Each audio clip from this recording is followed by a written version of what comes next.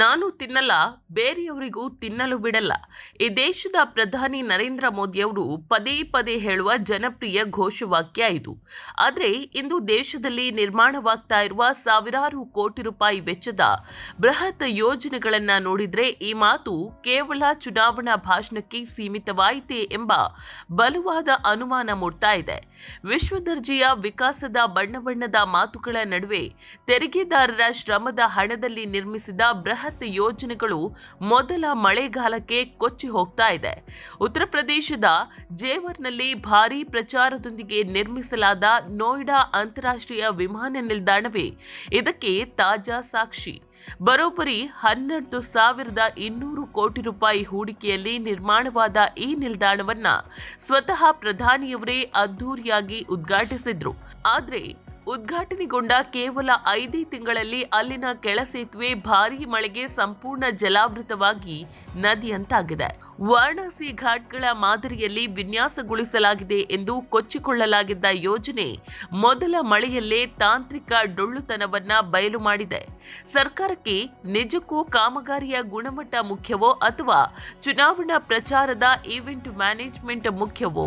ಕಾಮಗಾರಿ ಪೂರ್ಣಗೊಳ್ಳುವ ಮುನ್ನವೇ ತಾಂತ್ರಿಕ ನಿಖರತೆ ಮತ್ತು ಸಾರ್ವಜನಿಕರ ಸುರಕ್ಷತೆಯನ್ನ ಗಾಳಿಗೆ ತೂರಿ ರಾಜಕೀಯ ಲಾಭಕ್ಕಾಗಿ ತರಾತುರಿಯಲ್ಲಿ ಉದ್ಘಾಟನೆ ನೆರವೇರಿಸುವ ಅಪಾಯಕಾರಿ ಚಾಳಿ ಹೆಚ್ಚಾಗಿದೆ.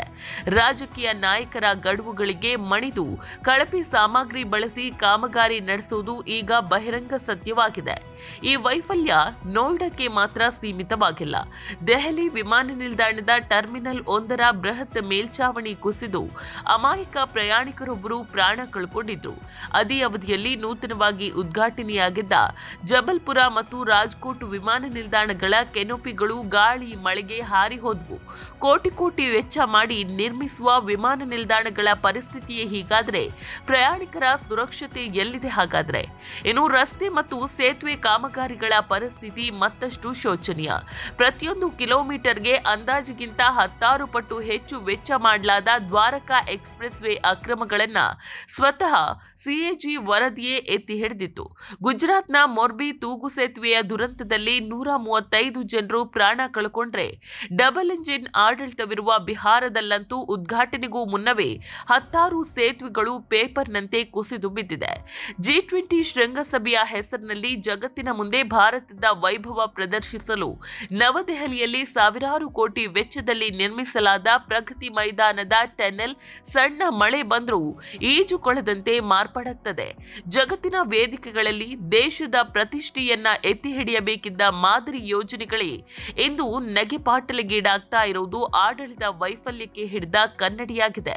ಕೋಟಿ ಜನರ ಶ್ರದ್ಧಾ ಕೇಂದ್ರವಾದ ಅಯೋಧ್ಯೆಯ ರಾಮ ಮಂದಿರದ ಗರ್ಭಗುಡಿಯ ಮೇಲ್ಚಾವಣಿಯು ಚೊಚ್ಚಲ ಮಳೆಗೆ ಸೋರಿದ್ದಲ್ಲದೆ ಕೋಟ್ಯಾಂತರ ರೂಪಾಯಿ ವೆಚ್ಚದ ರಾಮಪಥ ರಸ್ತೆ ಅಲ್ಲಲ್ಲಿ ಕುಸಿದು ಬಿದ್ದಿದೆ. ಪವಿತ್ರ ಯೋಜನೆಗಳಲ್ಲೂ ಕಳಪೆ ಕಾಮಗಾರಿ ಮತ್ತು ಭ್ರಷ್ಟಾಚಾರದ ನೆರಳು ಆವರಿಸಿರುವುದು ಸಾರ್ವಜನಿಕರಲ್ಲಿ ತೀವ್ರ ಆಕ್ರೋಶಕ್ಕೆ ಕಾರಣವಾಗಿದೆ.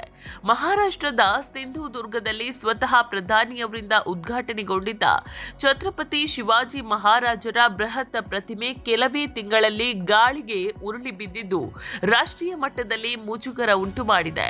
ದೇಶದ ಐಕಾನ್ಗಳು ಹಾಗೂ ಮಹಾಪುರುಷರ ಸ್ಮಾರಕಗಳ ನಿರ್ಮಾಣದಲ್ಲೂ ಗುಣಮಟ್ಟ ಕಾಯ್ದುಕೊಳ್ಳುವುದಕ್ಕೆ ಸಾಧ್ಯವಾಗದಿರುವುದು ಸರ್ಕಾರದ ಆಡಳಿತಾತ್ಮಕ ಮತ್ತು ನೈತಿಕ ಕುಸಿತವನ್ನ ತೋರಿಸುತ್ತದೆ. ವಿರೋಧ ಪಕ್ಷದ ನಾಯಕರ ಮೇಲೆ ನಿರಂತರ ದಾಳಿ ನಡೆಸುವ ಸಿಬಿಐ ಮತ್ತು ಇಡಿಯಂತಹ ಕೇಂದ್ರ ತನಿಖಾ ಸಂಸ್ಥೆಗಳು ಸಾವಿರಾರು ಕೋಟಿ ತೆರಿಗೆ ಹಣವನ್ನ ನೀರಿನಲ್ಲಿ ಹೋಮ ಮಾಡ್ತಾ ಇರುವ ಕಳಪೆ ಗುತ್ತಿಗೆದಾರರು ಮತ್ತು ಕಾರ್ಪೊರೇಟ್ ಸಂಸ್ಥೆಗಳ ಕಡೆ ತಿರುಗಿಯೂ ನೋಡ್ತಾ ಇಲ್ಲ. ಶೂನ್ಯ ಸಹಿಷ್ಣುತೆ ಅಂತ ಹೇಳಿಕೊಳ್ಳುವ ಸರ್ಕಾರ ಇಂತಹ ಗಂಭೀರ ಲೋಪಗಳನ್ನ ಎಸಗಿದ ಗುತ್ತಿಗೆದಾರರ ವಿರುದ್ಧ ಕಠಿಣ ಕ್ರಮ ಕೈಗೊಳ್ಳದೆ ಮೌನಕ್ಕೆ ಜಾರಿರುವುದು ವ್ಯವಸ್ಥಿತ ಭ್ರಷ್ಟಾಚಾರಕ್ಕೆ ಪರೋಕ್ಷ ಬೆಂಬಲ ನೀಡಿದಂತೆ ಅಲ್ವೇ? ಸಾಮಾನ್ಯ ಜನರು ತಮ್ಮ ರಕ್ತ ಮತ್ತು ಬೆವರಿನಿಂದ ಪಾವತಿಸುವ ತೆರಿಗೆ ಹಣವು ಕೇವಲ ಫೋಟೋಶೂಟ್ ಮತ್ತು ಪ್ರಚಾರಕ್ಕಾಗಿ ನಿರ್ಮಿಸುವ ತಾತ್ಕಾಲಿಕ ಸಿನಿಮಾ ಸೆಟ್ಗಳಂತೆ ಬಳಕೆಯಾಗಬಾರದು. ಸರ್ಕಾರ ಈಗಲಾದರೂ ಪ್ರಚಾರದ ಗೀಳನ್ನ ಬದಿಗೊತ್ತಿ ಕಾಮಗಾರಿಗಳ ಗುಣಮಟ್ಟ, ತಾಂತ್ರಿಕ ಸುರಕ್ಷತೆ ಮತ್ತು ಗುತ್ತಿಗೆದಾರರ ಹೊಣೆಗಾರಿಕೆಗೆ ಆದ್ಯತೆ ನೀಡಬೇಕಿದೆ. ಕೇವಲ ಭಾಷಣಗಳಿಂದ ವಿಕಾಸ ತರುವುದಕ್ಕೆ ಸಾಧ್ಯವಿಲ್ಲ. ಅದಕ್ಕೆ ಪಾರದರ್ಶಕತೆ ಮತ್ತು ಜವಾಬ್ದಾರಿಯುತ ಆಡಳಿತದ ಅಗತ್ಯವಿದೆ.